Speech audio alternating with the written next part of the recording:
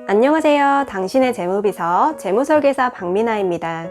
자, 대한민국 전체 인구는 5,180만 명이 조금 넘습니다. 이 중에 65세 이상인 분들의 비율이 얼마나 될까요? 작년까지만 해도 15.7%라고 합니다. 우리나라는 이미 고령사회인데요. 4년 뒤인 2025년에는 이 비율이 20.3%로 확 올라가면서 초고령 사회에 진입하게 됩니다. 5명이 모여 있으면 그중 1명은 65세 이상이라는 거죠.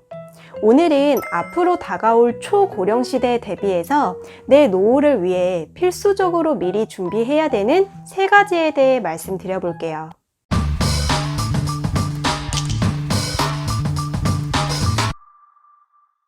먼저 노인 인구가 많아지면 나타나는 문제점을 크게 3가지로 나눠봤어요. 첫 번째로 우리에게 닥쳐올 상황은 생각보다 많이 길어진 소득 없는 노후예요. 보통 돈을 버는 것보다 쓰는 게 많은 시기엔 대출을 받고, 반대로 쓰는 것보다 버는 게 많은 시기엔 대출을 갚고 돈을 모읍니다. 그런데 우리 상황을 한번 볼까요?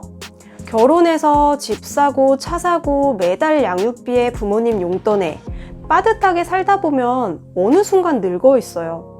노후 자금을 충분하게 모으지 못하고 은퇴를 맞이합니다.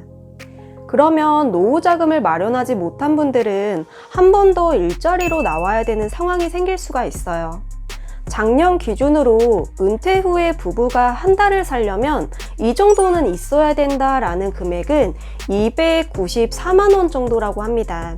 1년이면 약 3,530만 원이 필요한 거예요. 은퇴했다고 내가 배달 음식 안 시켜 먹고 쇼핑, 여행 안 하고 취미생활 안 할 거 아니잖아요. 결국 충분한 노후 자금을 확보하지 못했다면 은퇴가 어딨어요. 당장 먹고 살 일이 걱정인데. 그래서 다시 일자리를 찾게 됩니다. 하지만 생각보다 양질의 일자리를 찾기가 힘이 들겠죠. 두 번째로는 의료비 지출이 엄청나게 늘어납니다.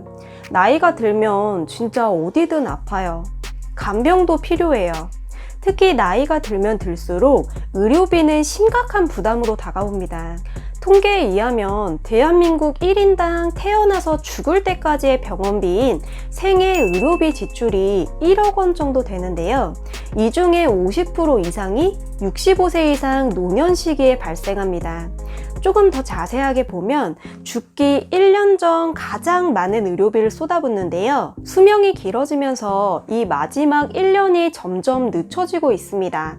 그만큼 수명이 늘어난 건데 실제로 지난 10년간 노인 의료비 중에 가장 급증한 3가지 질병이 있어요.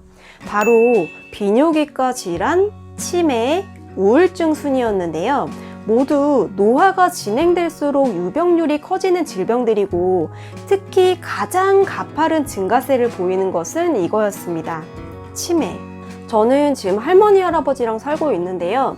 저희 할아버지 연세가 35년생이시니까 올해 87세예요. 정말 정정하시고 아프신 것도 딱히 없으셨는데 7년 전에 치매 진단을 받으셨어요.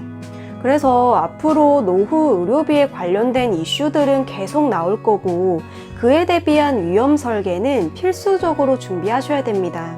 이게 내가 몇 살까지 살지, 어떤 병에 걸릴지, 언제 아플지 미리 알면 정말 좋겠는데 그걸 모르니까 문제가 생기는 거고 아프기 전에 대비는 한 번 더 점검을 하셔야 돼요.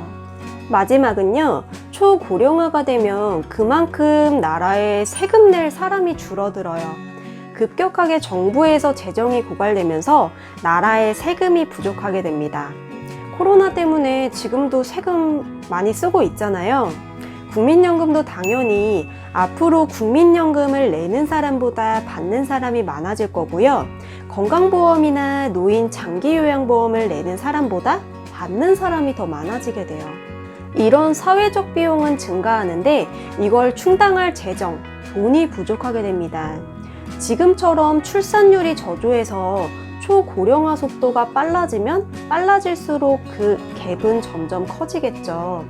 그렇다면 정부에서는 국민연금을 더 걷던지 건강보험료를 더 걷어야 되는 시점이 생길 거고 지금도 건강보험료는 매년 오르잖아요.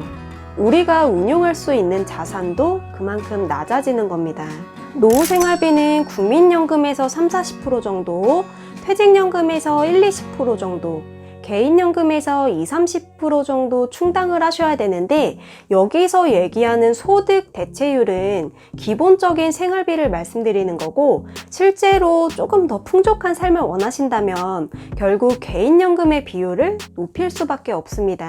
그렇다면 원금 보장이 되는 예적금으로는 노후까지 자산 형성에 한계가 있기 때문에 그만큼 투자에 대한 공부도 무조건 필요합니다. 내가 예적금만 아는 것과 펀드도 알고 주식도 알고 부동산도 알면 그만큼 투자할 수 있는 범위가 커지는 거잖아요. 그래서 지금 바로 필수적으로 다시 생각해 보셔야 될 3가지는요. 연금과 건강보험, 투자입니다. 내가 돈이 없어서 못하지, 몰라서 안 하냐라고 하시는 분들 계실 텐데요. 살면서 돈이 풍족하게 남아돈다고 생각되는 시기가 많지 않잖아요. 그러면 대체 언제 하실 건데요?